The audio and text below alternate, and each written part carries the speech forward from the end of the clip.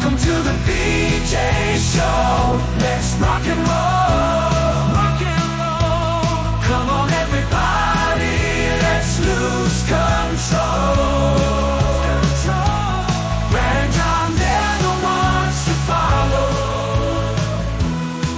Yeah, ready for the ride. It's the BJ Show. BJ Show. And today's date is April 22nd. It's a Tuesday. This is the year 2025. I am Brad. He is John Combest. Good morning to you, John. Morning to you, Brad. Every single day of John's life, he gets up. Well, actually, do you do this early in the morning or late at night? Or both? It's a little bit of secret sauce there, Brad. Thank you for the question. I feel like I just asked KJP a question. Okay. Thank you, Brad. What a compliment. Yes, I am an angry black lesbian, and I'm glad you're finally pointing that out. And we're going to touch on that in story number 1 today, Brad. Interesting. He's foreshadowing story number 1. Okay.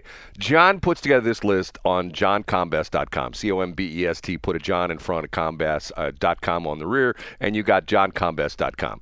Every single day he puts together this list of all the important things you should know. What's going on in the state of Missouri?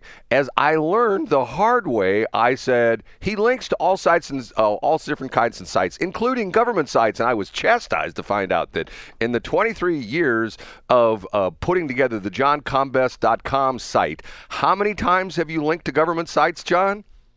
I can't give you an Animal House quote, but it's only a handful, Brad. I occasionally helpfully link to election results, but that's it. I don't link to weird, cool, wacky stuff. I don't link to government websites. I link to stories about Missouri government and our federal officials in Washington, D.C. Hold on a minute. I thought you told me you'd never done that. I was waiting for the 0.0.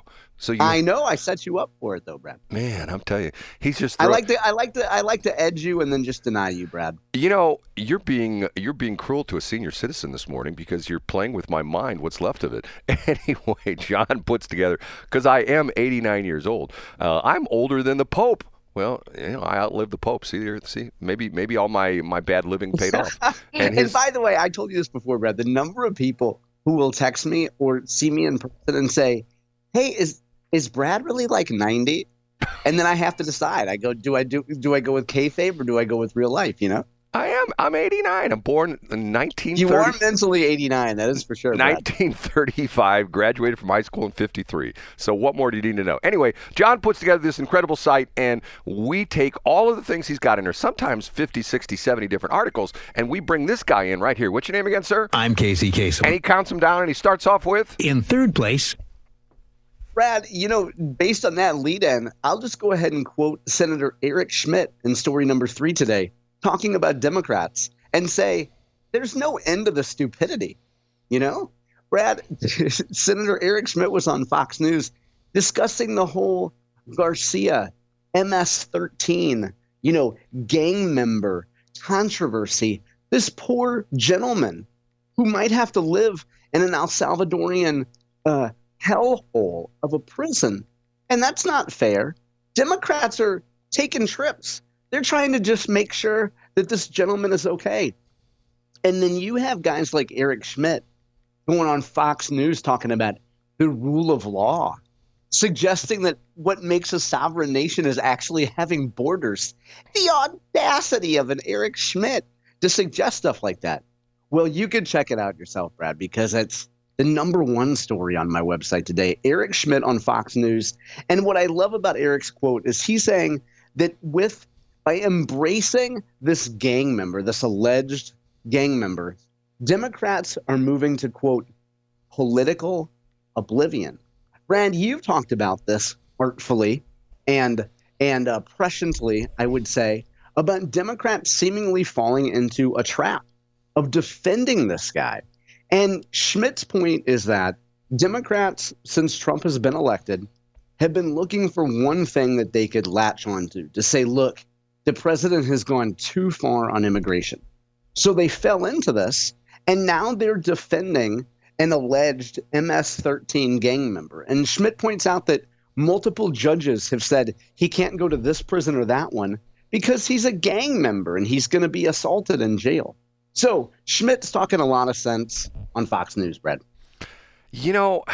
We could talk about this all day long. I don't quite understand this whole situation, why the Democrats have rallied around this guy, because if he were truly a model citizen, I mean, there would be. Don't you think there'd be all sorts of evidence showing him, like him, working at the homeless shelter and working in Emmaus homes. Right. But instead, it's him in a vehicle driving from Texas to Maryland with 7 guys with no identification papers, and nobody has any luggage, and it's like, okay, what is going on here? I don't know. I mean, it's just and it's interesting because on in this Fox News segment they showed a clip of Van Hollen apparently on Fox News over the weekend with Shannon Bream, and Van Hollen says, "Hey, I'm not defending the man. I'm defending the rule of law."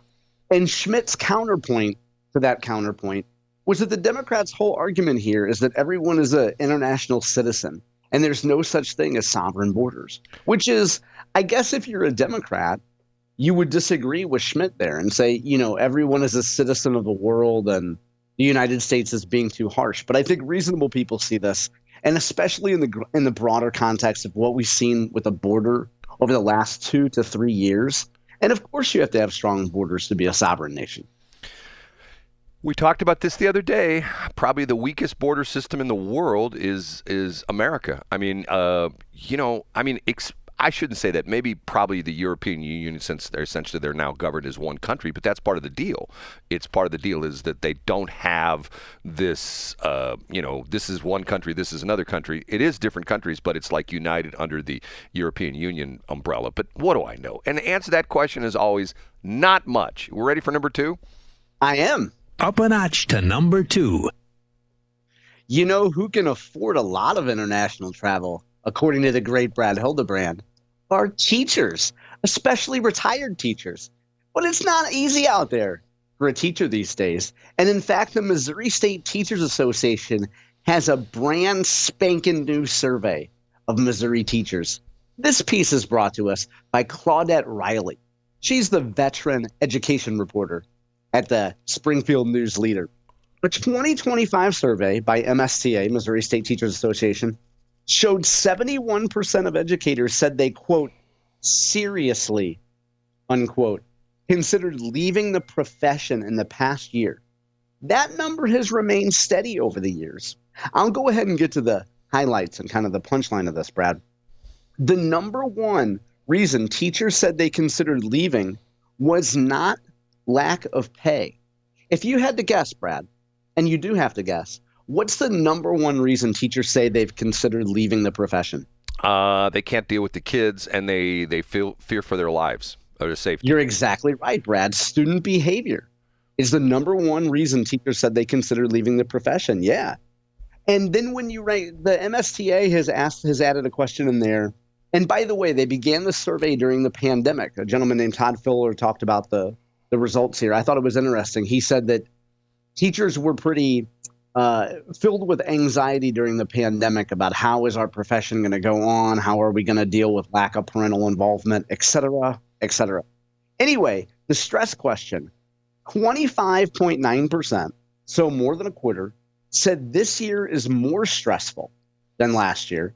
And 11.2 said it was, quote, a lot more stressful than the prior year. Only 20% said this year is less stressful than last year. And the Missouri State Teachers Association says that this shows a troubling trend that stress among teachers appears to be compounding over time.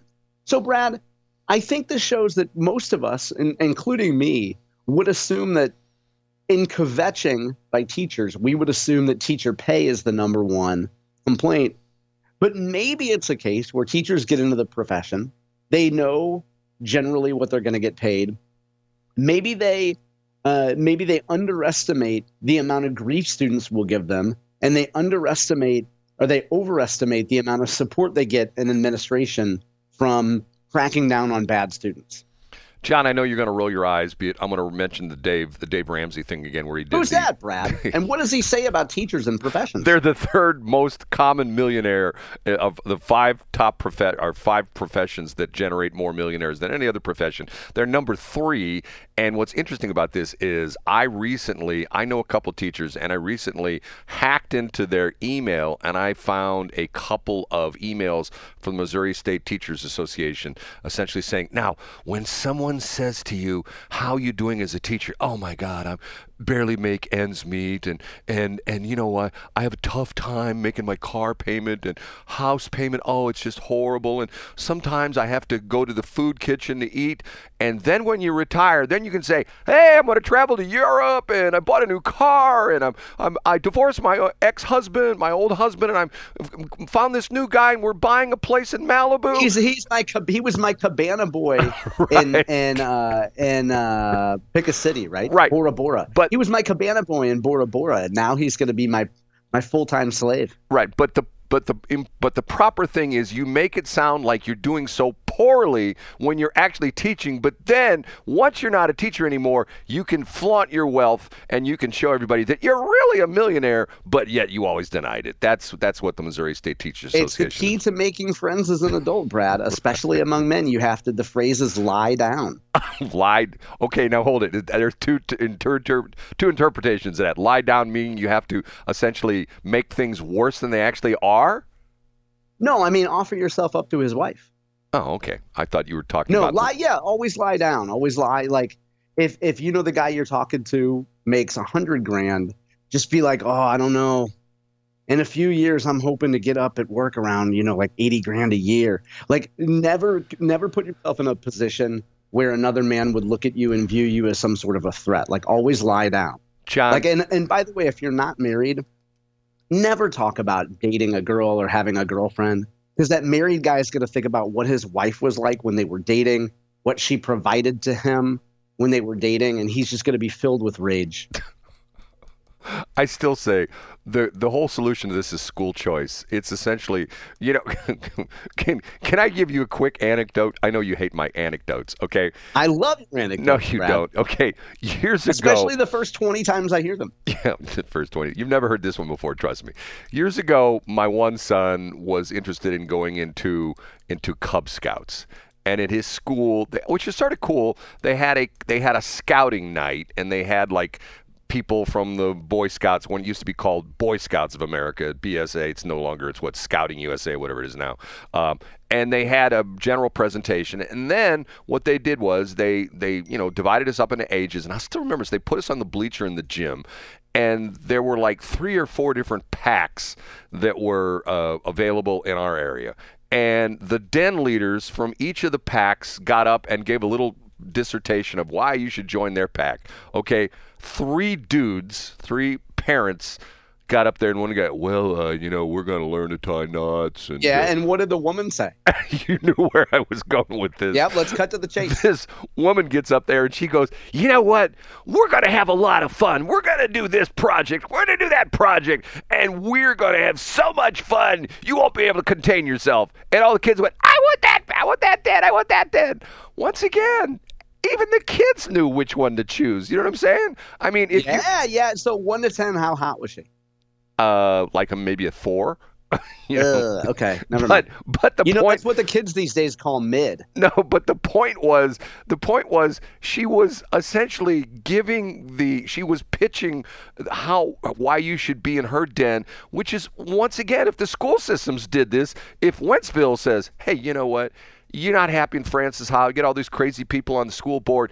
Come to Francis Howell, where we have fun. Come to Wentzville, you mean? Yeah. Yeah. We have we have fun. We're growing fast. Once upon a time, we only had 1 high schools. Now we got 3. We may have a 4th one. You don't want to be stuck in some high school system where they've got these old schools. They're decrepit. We've got all new schools. Come to Wentzville. Hold on, I can't. That sounds like quite a pitch. You know what else is fun, Brad? The subject of story number 1.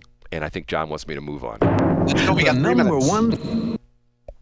Hey, KBIA in Columbia, Missouri is in the running for the most progressive of our public radio stations, Brad. I always point out that KCUR is generally the most progressive, but it just might be KBIA. And they have an inspirational piece today. They have a brand new series at KBIA, the public radio station, and it is called Alphabet Soup. Brad, if you had to guess what Alphabet Soup is about, what would you say? Is this DEI stuff, or what is this? Oh, it's a little better than DEI, Brad. It takes it's I can't even say this with a straight face. It shows the radical courage that it takes to love in the face of hate. Alphabet Soup challenges the notion that Missouri's LGBTQ plus community is a monolith. So Alphabet Soup will tell the distinct stories of members of the LGBTQ community. This piece, which is brought to us by Bailey Stover and produced by Rebecca Smith, we'll come back to that name in a minute, highlights a photographer. She describes herself as being in her early 20s, and she's lamenting the fact that there are not enough lesbian bars in mid-Missouri. Now, there's a gay bar that she's had the opportunity to go to, but she says, look, that's great that gay guys have their own place, but why don't we lesbians in mid-Missouri have our own place? Now, Brad, there's a punchline here, and we're getting to it, but we have one more hurdle here. She tells a story about her and a bunch of other lesbians were trying to find the closest thing to a lesbian bar. So they found what they called like a, quote, alternative bar. She goes there. Some guy starts hitting on her. By the way, Brad, if you're on Twitter or you're anywhere and some woman talks about how guys are catcalling her or hitting on her, number one, she probably doesn't get hit on much. Number two, she's probably lying. But this chick says, hey, some straight guy started hitting on me. And she said, okay, you say you have lesbian friends. Are they here? And then, quote, he just looked at me and he started choking me just like that out of nowhere. So according to this erotic asphyxiation story, a lesbian went to a bar, a straight guy hit on her, said he has lesbian friends, that's cool, and then started choking her. Okay, so that's a unique piece of storytelling. But Brad, the best part about what she's going to do to build community, because it's hard as a lesbian, is that she is thinking of starting a club, Brad. Do you know what kind of club she's going to start? John, I have so many problems with this story, but I will say, no, I don't, John. She's thinking about starting a Sapphic pickleball group.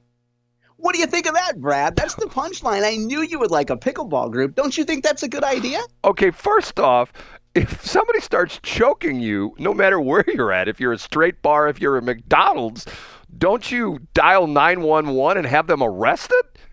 Yeah, but here's the thing. She says, quote, I didn't report it to anyone. I just yank his arm off of me. So if you believe this story, then you would think no one intervened. Or first of all, if you believe this really happened, just don't ask too many questions, Brad. All you need to know is that this lesbian gets hit on by straight men, and she doesn't like it. No, hold on. There's a huge flaw in the story. You know what the huge flaw in the story is? What's that, Brad? How does she know that guy is not really a woman who transgendered into a man, and then he decided, you know what? I'm a man, but actually I'm a woman, and I'm a lesbian. What a twist. I like that, Brad. Boy, that's a dramatic ending. That's Usual Suspects-esque. We didn't see that coming to the very end. Yeah, so if you're into erotic asphyxiation stories that might not be too believable, this is one for you. I mentioned earlier, Brad, that we'd come back to Rebecca Smith. She leads the Health and Wealth Desk at KBIA, which we've discussed about before. The Health and Wealth Desk is sponsored in part by the Missouri Foundation for Health, but also the University of Missouri system. So as a taxpayer, you were helping to fund the Health and Wealth Desk, and you were helping to fund Alphabet Soup. Well, if you're a progressive, Brad, and you're not too happy about the state of the country or the state of Missouri and some of the leadership that we have here, at least you know that your taxpayer dollars are helping to fund Alphabet Soup. But not necessarily for long, because isn't the University of Missouri going to give the KBIA license and the studios and all the intellectual property away to the Friends of KBIA in the Jefferson City, Columbia area? Isn't that what it's going to happen there? They were one of the bidders, but I don't know if you saw this overnight. They were just outbid by the estate of Bud James.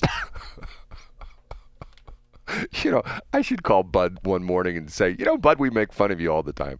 But he would get mad at me because he's that kind of a guy. And he would call the judge and say, this gentleman has violated the restraining order. Right. Then he would say, and you know what? Not only did he violate the restraining order, I was in a lesbian bar and he tried to choke me, right? That would be it. And then Shannon Sharp came in from ESPN and tried to assault me too. It was terrible. Right. Okay, we have to take a break.